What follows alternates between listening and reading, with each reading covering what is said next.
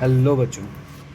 Here the question is two parallel metal plates having charges plus q and minus q face each other at a certain distance between them.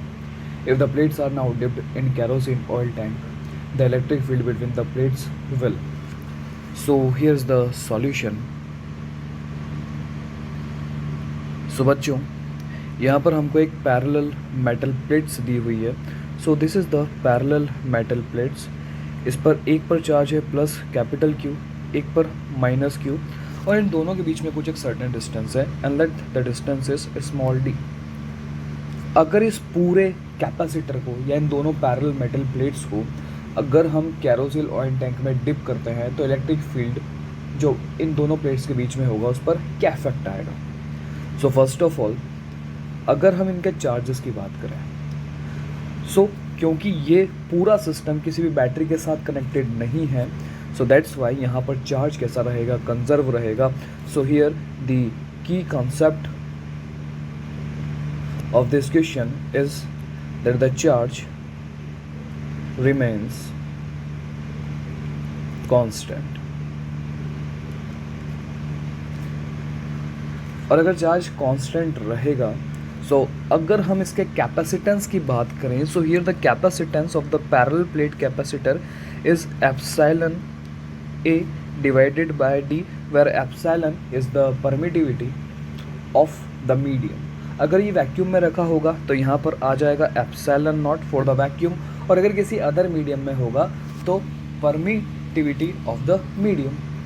अब जैसे हमने इसको oil tank के अंदर insert करवाया, emerge करवाया, so here the capacitance is C dash is equals to epsilon M A divided by D. तो यहाँ पर कैपेसिटेंस की वैल्यू चेंज हो जाएगी और कैपेसिटेंस डिपेंड करेगा मीडियम के ऊपर.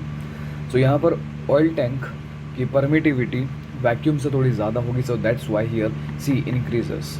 But if you are talking about the potential, so here potential is equals to KQ divided by R, which is equals to 1/4 pi epsilon naught Q upon R, that is for the vacuum. अगर हम medium की बात करेंगे, so VM is equals to 1/4 pi epsilon of the medium Q divided by R. और अगर epsilon की value ज़्यादा है तो ऑब्वियस सी बात है जो मीडियम के अंदर पोटेंशियल डिफरेंस होगा वो डिक्रीज होगा. So here we can see that the potential difference between the plate in the oil tank or the kerosene oil tank decreases. And if we are talking about the electric field, so here the relation between the electric field and the potential, that E is equals to V dot D.